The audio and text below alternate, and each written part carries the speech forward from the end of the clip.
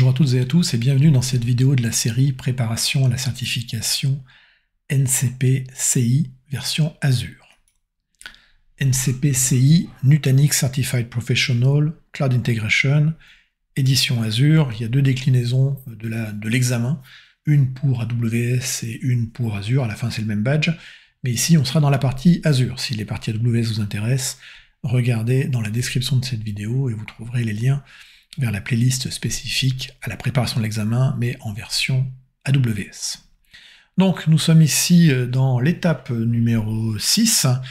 Donc, qu'est-ce qu'on a fait jusqu'ici? Eh bien, on a préparé son environnement MyNutanix, on a préparé l'abonnement Azure, on a préparé le réseau pour recevoir le cluster NC2, on a configuré le portail NC2 pour parler avec l'environnement Azure, et on a créé un premier cluster dans la dernière vidéo. Donc nous en sommes là. Eh bien aujourd'hui, dans cette vidéo, on va aller voir comment créer et gérer des réseaux virtuels pour les machines virtuelles Nutanix, les UVM, UserVM, et donc voir comment on va faire leur connectivité vers l'extérieur. Donc on est sur une partie qui va vraiment concerner la couche de SDN de Nutanix, Flow Virtual Networking, qui est spécifique à Azure et obligatoire dans Azure.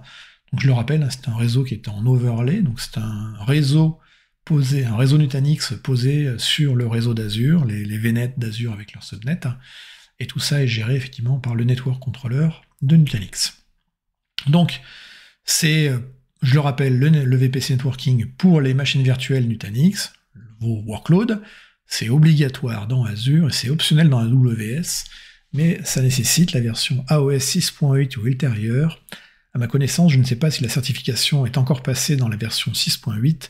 Quand on regarde le détail aujourd'hui du plan de révision pour la partie AWS, on parle de la 6.7 et non pas de la 6.8, donc je pense que dans la 6.8 et ultérieure, les prochaines éditions de la certification, on pourra réutiliser ce contenu également pour AWS. Donc, il y a un workflow qui est intéressant à lire, à voir, et donc pas à apprendre par cœur, mais juste à savoir que globalement, et c'est les deux choses qu'on va faire aujourd'hui, quand vous allez démarrer votre configuration qui va se faire depuis l'interface de Prism Central, donc tout ce qu'on va voir aujourd'hui va se passer dans les interfaces principalement de Nutanix, donc PC, Prism Central, et globalement, en fonction de si on fait du NAT ou du routage, eh bien, on aura deux chemins de configuration séparés, on va les voir ensemble, mais si vous voulez voir dans la documentation et le lire de manière propre, séquentielle, reprenez ce workflow dont le lien sont indiqués dans la description de cette vidéo, et puis chaque fois que vous avez ce petit symbole ici, là, ce petit truc, eh bien, simplement vous cliquez dessus, c'est un hyperlien qui vous amène dans la documentation de Nutanix. Donc voilà, le lien est ici, c'est en HTML, mais vous pouvez également l'avoir en version PDF. Alors, on va commencer. Quand on vient de déployer un cluster NC2 dans Azure, qu'on ouvre sa console Prism Central, eh bien, qu'est-ce qu'on va voir? On va voir des choses qui ont été pré-créées pour vous au niveau des Virtual Private Cloud, c'est le nom des réseaux privés virtuels, dans Nutanix, donc l'équivalent d'un VNet Azure, mais dans le monde Nutanix. Et donc, on va avoir au moins une VM qui va être à la Flow Gateway, qui est une machine virtuelle Azure, avec deux interfaces réseau. Une interne qui sera connectée au subnet, une interne ici qui sera connectée au subnet dit internal, et c'est sur ce subnet-là qu'on va faire tourner l'overlay network, et puis une sur le subnet external, et c'est là où on aura une ou plusieurs adresses IP qu'on va utiliser. On va voir un petit peu ça dans le détail. Voilà. Donc, au sein du networking de Nutanix, on va avoir un premier VPC, donc l'équivalent d'un VNet Azure, mais dans le principe, mais côté Nutanix, qui s'appelle donc du coup le Transit VPC. Transit VPC, vous voyez ça comme un hub, un hub VNet côté Azure, parce que c'est à peu près l'usage qu'on va en faire. Et donc tous les VPC côté Nutanix se découpent ensuite, se sous-découpe après en subnet, exactement comme dans Azure, on prend un VNet et on le subdivise en sous-réseaux. C'est exactement ce qu'on va faire ici.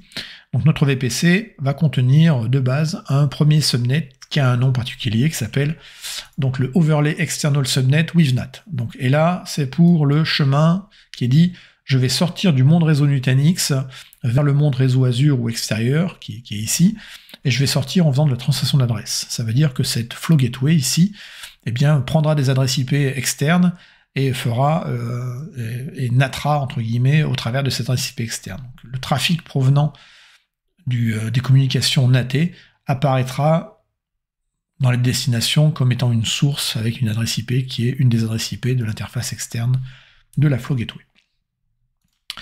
Donc, si on regarde dans les interfaces de Prisme Central, effectivement, qu'on ouvre le transit VPC qui est pré-créé par vous pré-créé par l'assistant NC2 lors du déploiement, on va trouver effectivement un VPC et un seul qui existe, qui s'appelle Transit VPC, et à l'intérieur, on aura ce fameux subnet qui existe, qui s'appelle Overlay External Subnet-NAT. Donc l'espace d'adressage de ce subnet ici, parce qu'on fait du NAT, en fait, il reprendra en fait des adresses IP du subnet externe d'Azure, et en gros, il peut prendre jusqu'à 49 adresses IP derrière, et donc ce sera le CIDR ici du réseau, du subnet Azure dit externe pour la Flow Gateway. Donc, quand on est dans son prisme central, donc là on a une interface prisme central, on va dans la partie Network and Security, Virtual Private Cloud, qui s'appellerait, si on était dans le monde Azure, un VNet, mais c'est comme ça que ça s'appelle dans Nutanix, ça s'appelle un VPC. Et là, on retrouve notre transit VPC. Donc, le transit VPC contient notre external subnet NAT, donc, comme j'en ai parlé. Et effectivement, ici, quand on regarde le plan d'adressage, voilà, le plan d'adressage ici va correspondre effectivement aux adresses IP de mon subnet external côté Azure.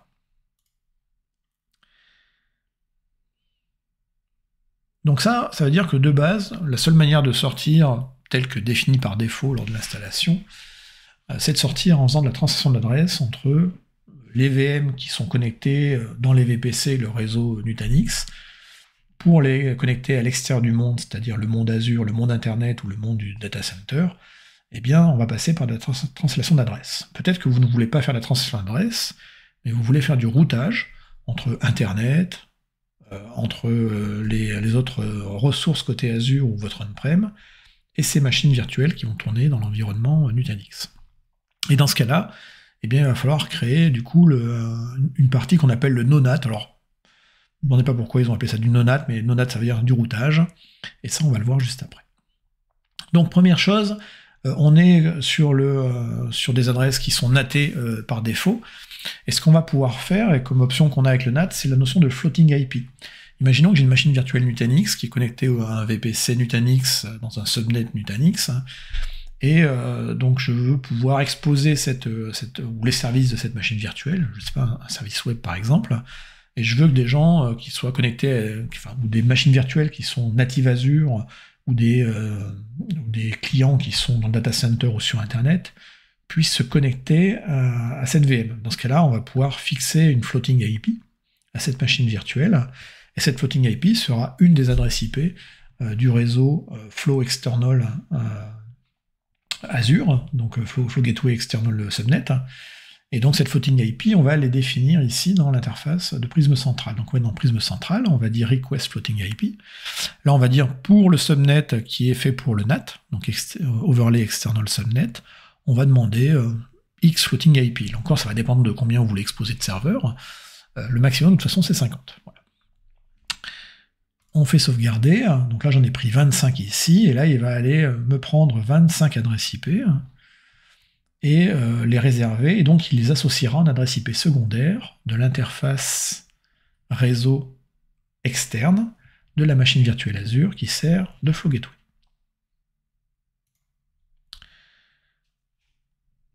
Ensuite, je vais venir créer un nouveau VPC, donc un nouveau VPC Nutanix, que je vais appeler User VPC. Je vais cocher la case External Connectivité, c'est-à-dire je sais que je vais avoir une connectivité à destination de l'extérieur du réseau Nutanix pour les workloads qui sont connectés ici, pour ce VPC. Et donc cette connectivité extérieure, elle va être pour se connecter à d'autres ressources dans Azure, sur d'autres VNet ou d'autres subnets Azure, de se connecter au on-prem ou encore sur Internet. Donc je coche la case External Connectivity, Et donc je vais devoir associer à ce nouveau VPC, je rappelle, le VPC l'équivalent de VNet, hein, à ce nouveau VPC Nutanix, un subnet externe, qui est dans le transit VPC. Donc, je vais cliquer ici. Bon là c'est relativement simple, de toute façon j'ai pas vraiment d'autre choix. Pour l'instant, dans le transit VPC, je n'ai que ce qui a été pré-créé par défaut, et donc c'est très bien comme ça pour l'explication. Donc on va prendre le overlay external subnet. Là on va venir cocher la case en disant faire de ce subnet le point de sortie par défaut pour aller à l'extérieur. Et je vais dire, voilà, la destination, mes préfixes de destination, là je vais mettre le reste du monde. Voilà. Pour aller n'importe où, je vais passer par mon transit VPC, et dans mon transit VPC, je vais passer par le seul subnet disponible pour l'instant, qui est celui qui va natter. On sauvegarde le tout. Du coup, on ne va pas présenter d'adresse IP routable à l'extérieur, simplement parce qu'on fait du NAT ici. D'accord ? Donc comme on est ici en mode NAT, eh bien on n'a pas besoin de préciser qu'on va avoir des adresses qui seront routables à l'extérieur. Elles ne le sont pas d'ailleurs, parce que je vais passer par du NAT. Ok, donc désormais, si on regarde dans notre interface, dans Prisme Central, dans la partie Network and Security sur les VPC, j'ai bien désormais deux VPC. J'ai un transit VPC, donc je fais ça avec un petit dessin, hop, voilà. Donc j'ai mon transit VPC, ne critiquez pas les dessins, j'ai un user VPC 1,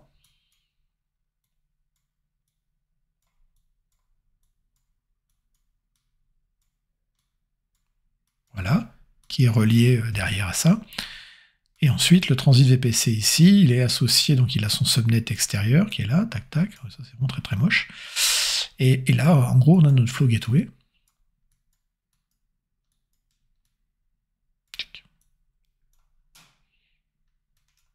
Et là, ici, on a le subnet Azure.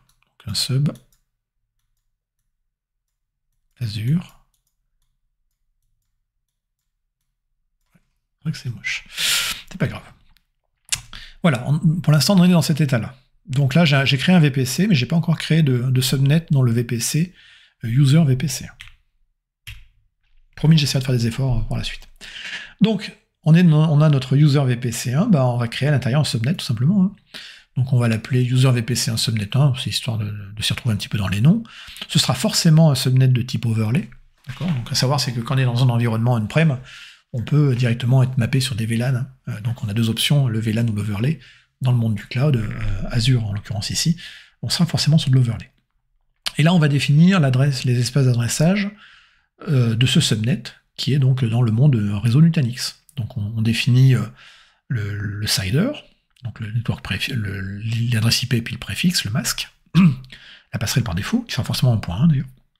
Et ensuite, on va rajouter un pool d'adresses IP, donc en gros les adresses IP qui vont être desservies par le DHCP et qui vont être distribuées aux machines virtuelles qui seront connectées dans ce subnet. Ici, donc là, on peut prendre l'ensemble du subnet, mais là je ne l'ai pas fait, j'ai fait entre la version 4 et la version 53. Create, voilà. Et donc ici, on se retrouve donc avec notre subnet qui est dans notre user VPC1-subnet 1, qui est dans le VPC, user VPC1. Ensuite, on crée une machine virtuelle dans notre cluster Nutanix, donc on va l'appeler test VM1 NAT, parce que là on va sortir par du NAT. On donne les propriétés, nombre de corps, etc. C'est ici où c'est important. Voilà. Dans la partie attach to subnet, donc on va dire je vais aller me connecter ici sur le subnet 1 qui est dans le user VPC1. Voilà. Et du coup là je vais avoir l'affectation d'une adresse IP dans mon pool d'adresses IP que j'ai créé tout à l'heure. Donc là je l'assigne par DHCP. Mais ce qui est important ici c'est la suite. C'est la partie floating IP segment. Donc cette adresse IP va sortir avec via du NAT. Donc soit elle prend la première adresse IP externe de la flow gateway, hein, de la VM Azure qui fait flow gateway. Donc, mais dans ce cas-là, on ne lui assigne pas une adresse particulière. Mais peut-être qu'on a envie de pouvoir faire des accès entrants à cette machine virtuelle depuis l'extérieur, donc depuis Azure, depuis l'Internet ou depuis le on-prem. Auquel cas, c'est mieux d'assigner une adresse IP flottante, et donc qui sera toujours la même, et puis après de faire un enregistrement dans un DNS. Donc là, si je fais un assign IP assignment.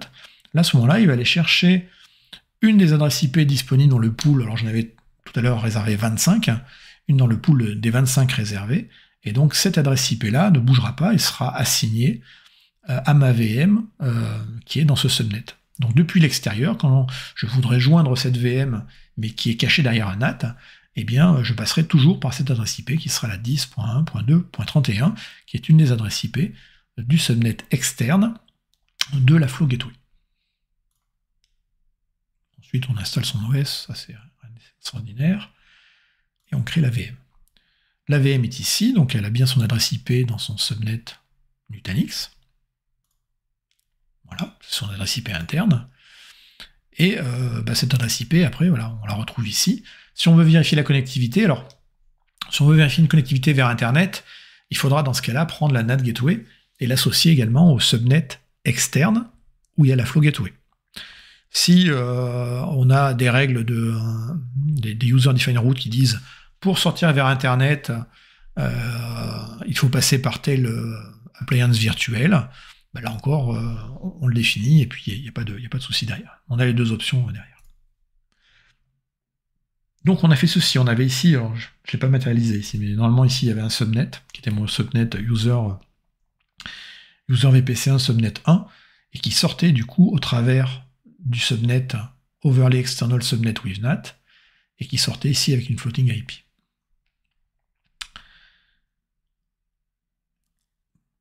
Maintenant, ce qu'on va vouloir faire, c'est avoir une machine virtuelle qui est ici dans un subnet et dans un user VPC2, et sortir du monde réseau Nutanix qui est ici, toujours au travers de la Flow Gateway, mais cette fois-ci en faisant du routage. Donc ce qu'on appelle un no-NAT pass, qui s'appelle un pass de routage. Donc du coup, il va falloir créer ici un subnet dans le transit VPC qui lui sera dédié au routage. Je précise que tous les espaces d'adresse IP qui sont disponibles dans le transit VPC ne sont pas advertisés, ne sont pas connus à l'extérieur. Ça, c'est de la mécanique, entre guillemets, interne, qui ne sera pas vue en termes d'espace d'adressage IP à l'extérieur, c'est-à-dire du côté du monde Azure ou du côté du on-prem. D'accord ?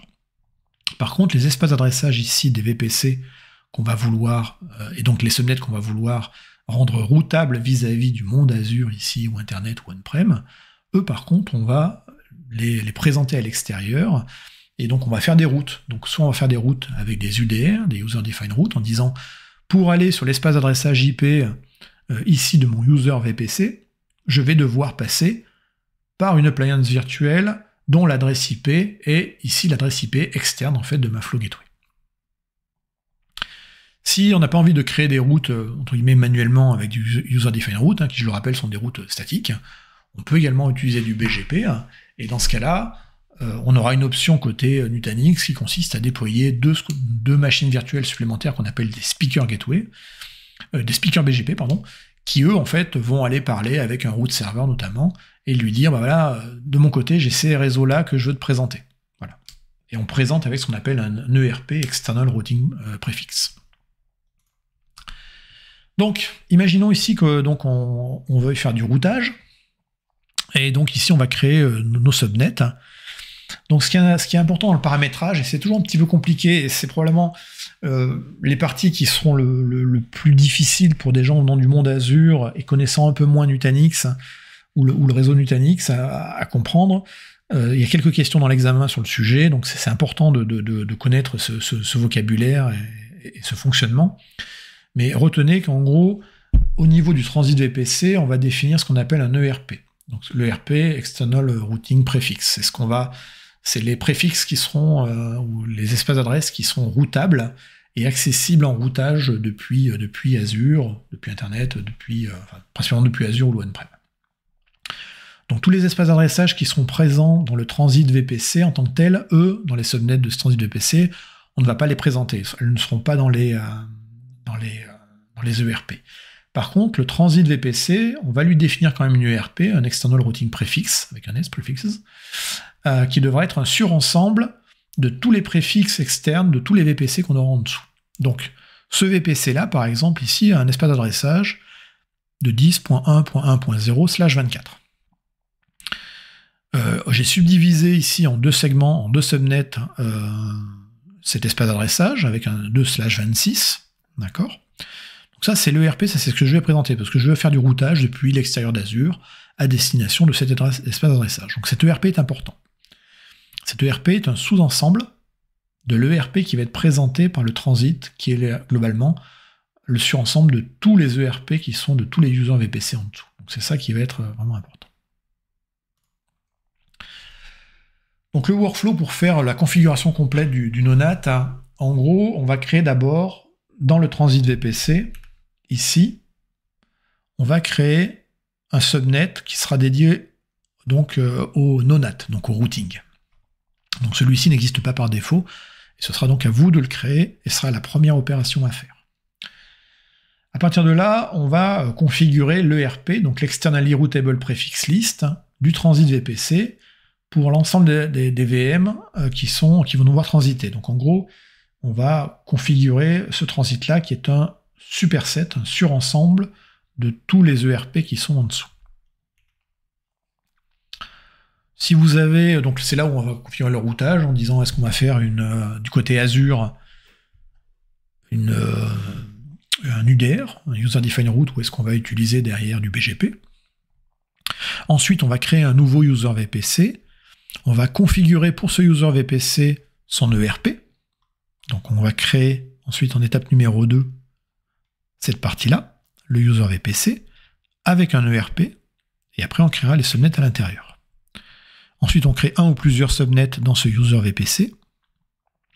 Ensuite, on va créer une VM et on va lui attacher le subnet. On va configurer ensuite les routes statiques pour dire comment on sort.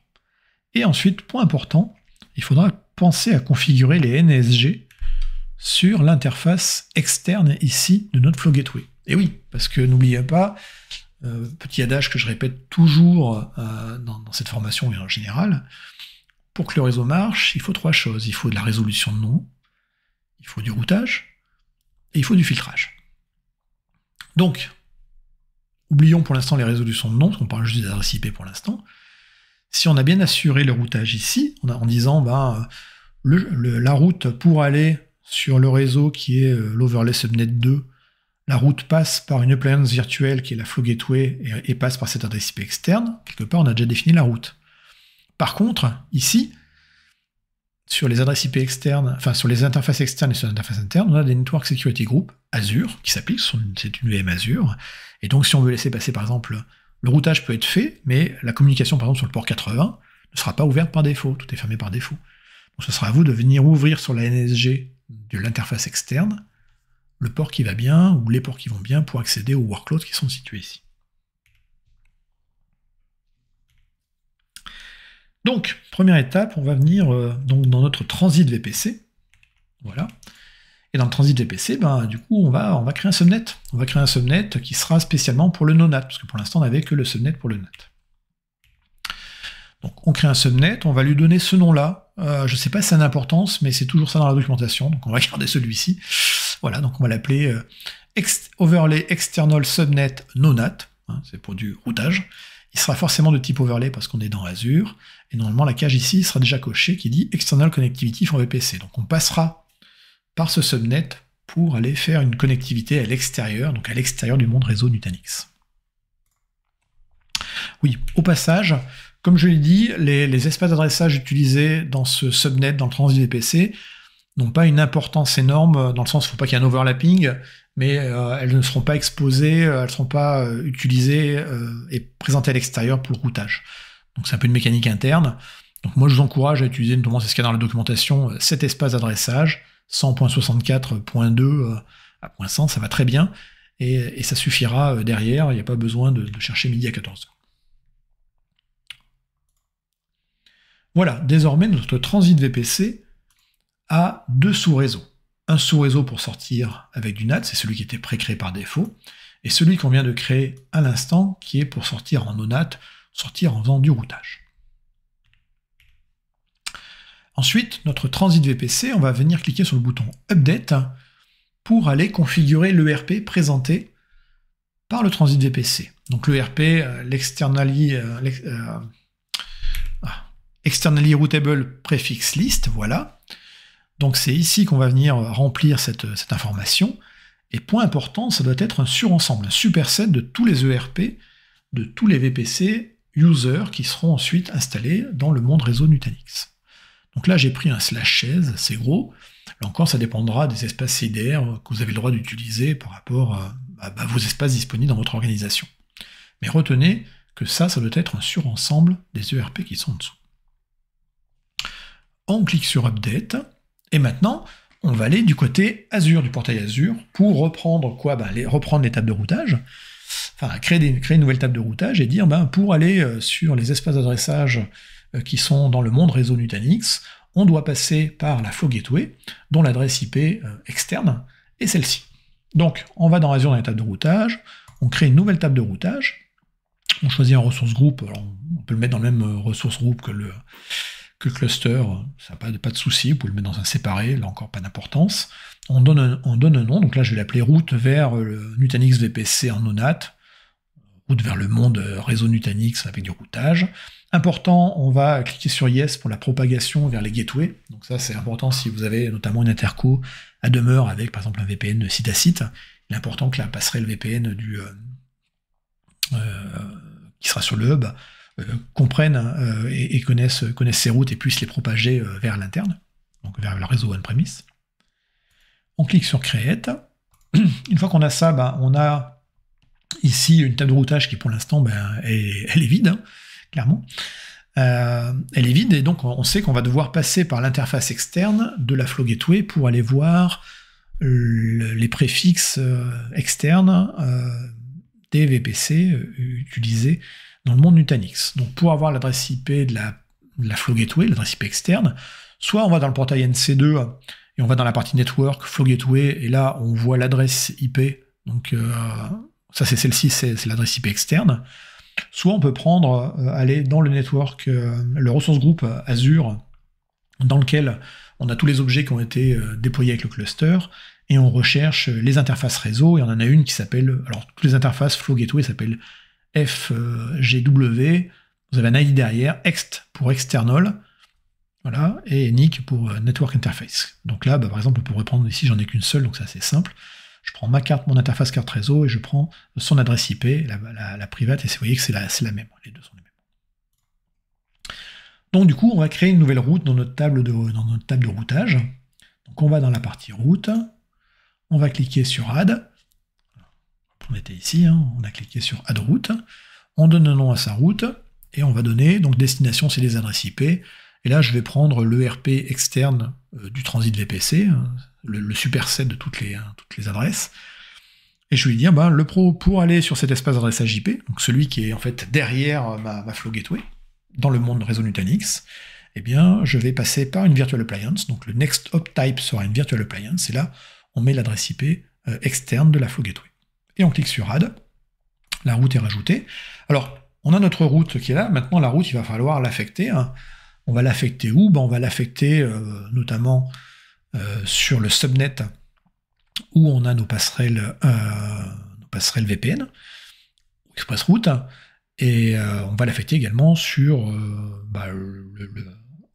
le hub au sens large, parce qu'on peut avoir tout à fait d'autres VNet qui sont connectés au hub avec des workloads Azure qui ont besoin de se connecter à ces workloads qui tournent dans Nutanix.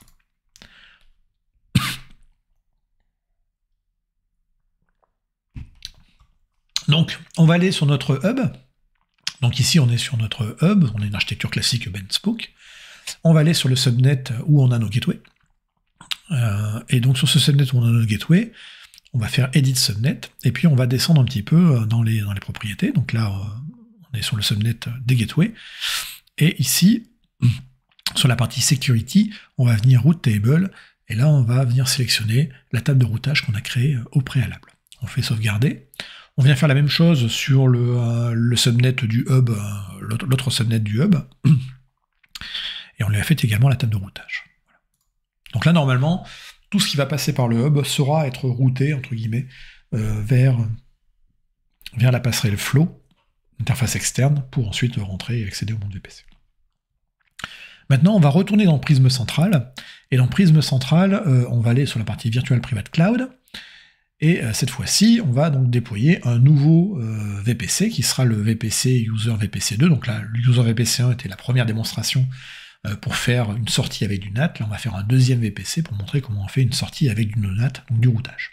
Create VPC. Donc là, ce nouveau VPC user, je vais l'appeler user VPC2 no-NAT. Voilà, c'est pour que ce soit clair pour tout le monde. Je vais associer, donc pour la connectivité extérieure de ce VPC, je vais passer par le subnet overlay external subnet no-NAT, important de routage, qui est donc dans le transit VPC. Donc de toute façon, il me montre les deux subnets du transit VPC uniquement. Voilà. Et là, ici, je vais préciser effectivement pour les routes statiques qui vont utiliser ce subnet, quel est le prochain segment. Donc là, hop, je vais donner mon préfixe ici, donc ça sera le préfixe de tout ce qui tourne dans ce subnet. Voilà, on va y arriver.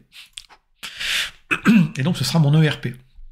Voilà, donc mon ERP ici, donc pour ce subnet user VPC2, eh bien je vais avoir cet espace d'adressage IP. Et donc ça, on est bien sur un subset, donc un sous-ensemble du subnet, un sous-ensemble, ouais, c'est ça, de l'ERP du transit VPC. Le transit VPC qu'on a déclaré tout à l'heure était 10.11.00/16, donc avec un masque qui s'arrête à 10.11. Là, ici, on a un masque /24, donc notre réseau s'arrête à 10.11.0, et c'est ensuite les 255 adresses IP qui suivent, qui seront utilisables. Et donc là, on est cohérent avec ce qu'on a configuré au préalable. Là, ici, on peut mettre des DNS. Là, j'ai mis un DNS juste pour simplifier la chose. On clique sur Create, donc désormais on a bien 2 VPC, enfin 3 VPC, donc celui transit qui est créé par défaut et qui est notre chemin de sortie. Ça c'était ma démo avec le NAT, et ça c'est celui qu'on vient de créer avec le no-NAT. Donc là encore, comme tout à l'heure, on a créé un VPC, il va falloir créer dans ce VPC maintenant un subnet. Donc on va dans la partie, on rentre dans son VPC qui s'appelle user VPC2-no-NAT, on vient créer un subnet. On va l'appeler user VPC2 no-NAT-subnet 1, ce sera forcément un subnet de type overlay. Là, on donne l'espace d'adressage IP qu'on a derrière. Voilà. Donc là j'ai fait un seul subnet qui reprend tout l'espace global du VPC, mais c'est pas très gênant pour l'exemple. Ensuite, on crée une nouvelle VM. Donc là encore, on va dire, cette VM, je vais l'attacher à mon sous-réseau qui s'appelle user VPC2 no subnet 1, qui est dans le VPC user VPC2-no-NAT. Connecté, assigné par DHCP. J'ai pas de notion de floating IP ici, c'est grisé simplement parce que je suis pas sur, je suis pas relié via le transit en version NAT. Je suis en routage. Et c'est à peu près tout. On a défini globalement comment il fallait paramétrer ici les user VPC. Alors c'est fait de manière peut-être un peu rapide, mais il ne faut pas non plus imaginer que dans la certification, on va vous poser des questions extrêmement compliquées sur le sujet. Ce qui est réellement important de comprendre dans l'examen, c'est la notion d'ERP, donc External Routing Prefix List, de savoir que le transit VPC a le surensemble, a la vue la plus globale et la plus large, et qu'après, les ERP des VPC utilisateurs sont juste des sous-ensembles du premier. Comprenez la notion également de route, de dire pour aller dans le VPC, Nutanix, quand je suis sur une machine virtuelle qui est dans Azure, eh bien, je vais passer par les règles de routage traditionnelles d'Azure, et donc, comme Azure ne connaît pas les espaces d'adressage internes de base des adressages internes de Nutanix, il faut lui créer donc une route, un UDR, ou alors utiliser du BGP avec un route serveur. Voilà, partie qui était probablement une des plus compliquées de la certification, ou de la compétence à connaître, entre guillemets, pour NC2 côté Azure. J'espère que j'ai été clair. Si je ne l'ai pas été, n'hésitez pas à le marquer dans les commentaires. Et pour la suite des choses à réviser pour la certification, je vous encourage à regarder la playlist qui est en description de cette vidéo. Et je vous remercie de l'avoir suivi.